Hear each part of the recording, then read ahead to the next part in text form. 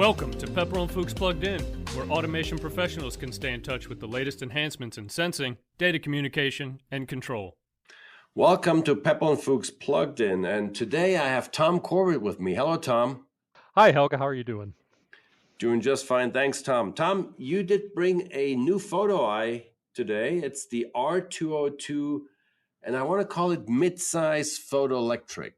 Yeah, this is along the size of our R202X family, kind of our mid-size rectangular housing. So, Tom, explain it to us, please. Why did we come up with this R202 line in the first place? What specific market need did we address?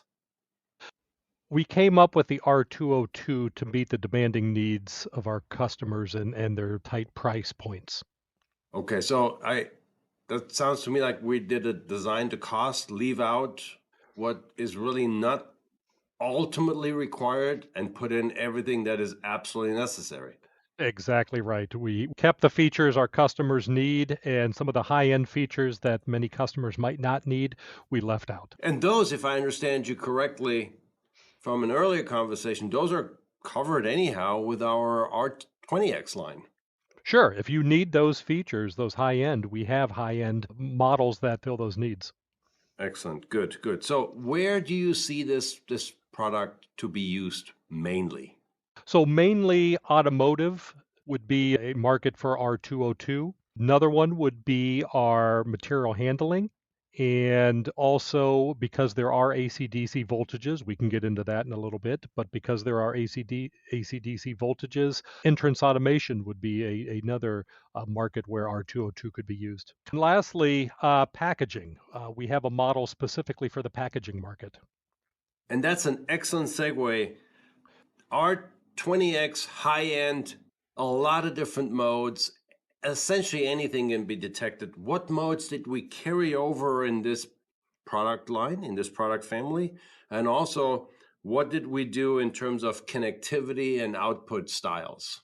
Sure. So with the R202, we kept those really those basic series, those ones that are your most used sensing modes. So we have diffused, we also have background suppression, polarized retroreflective, through beam, and then the one that I was talking about for packaging, we have a retroreflective model with foreground suppression, which is able to detect shrink-wrapped packages and pallets.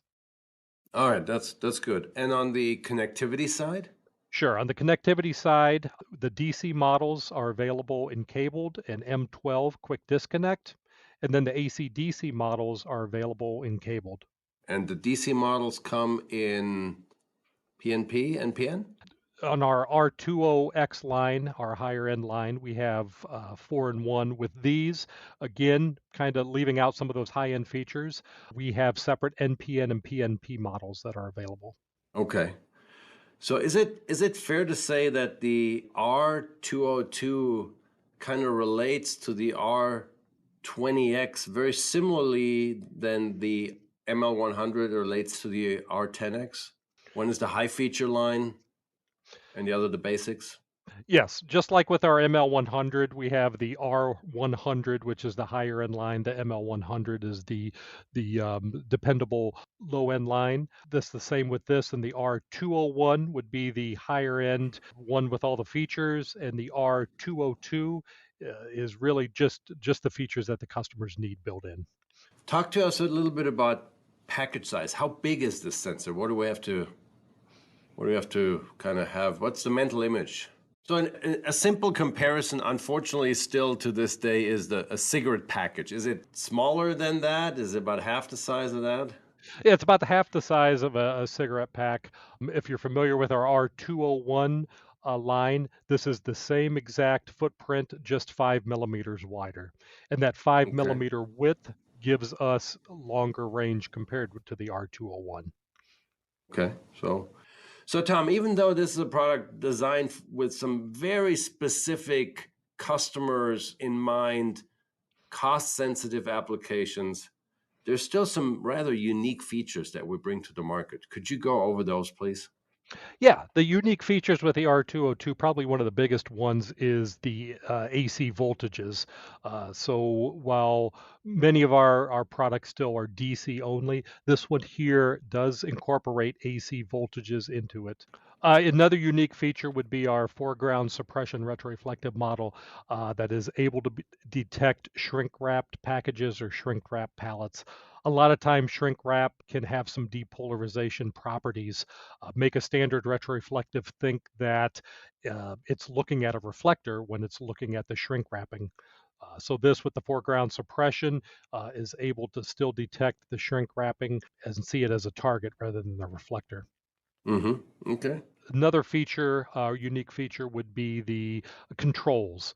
Easy to understand, easy to use. You have two LED indicators, one for power and one for light received, and then two potentiometers where you can adjust light on, dark on, and then also range. So very easy to Okay. use and understand.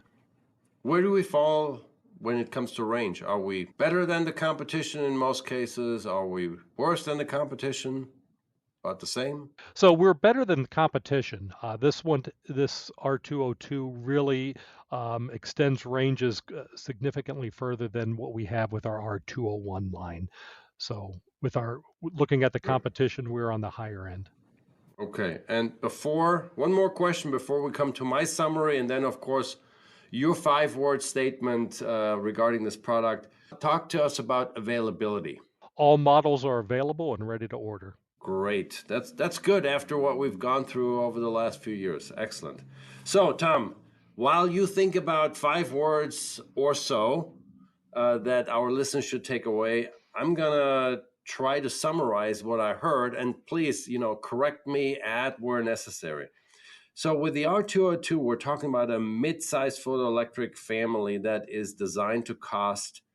It has very good range performance, comes in AC/DC models, cabled NM12 connection, NPN, PNP dedicated version. We retained the major detection modes: diffuse, background suppression, pole retro, through beam, and then a rather special packaging related, material handling related, maybe mode, foreground suppression, that is doing very well with shrink wrap foils.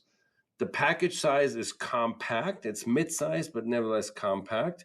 And very importantly, the product is on the shelf and available. What did I forget?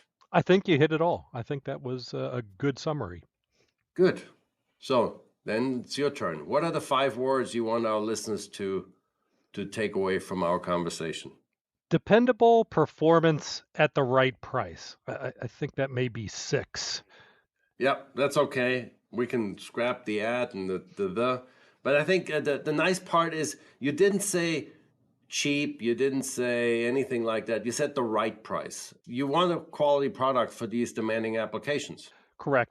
And we offer the right price. This is a very nice product, a very quality product. Doesn't feel cheap. It doesn't feel inexpensive. Well, then, in closing, Tom, thank you very much. This is going to be great. This is going to be an interesting product for the remainder of 2023. And then, of course, going up into 2024. And having said that, thanks everybody for listening. This was Pepperl+Fuchs Plugged In, and we'll be back soon. Thank you, Tom. Thank you, Helga. Bye-bye. We hope you enjoyed this episode of Pepperl+Fuchs Plugged In. Please subscribe to our channel and never miss hearing about the latest innovations in factory automation.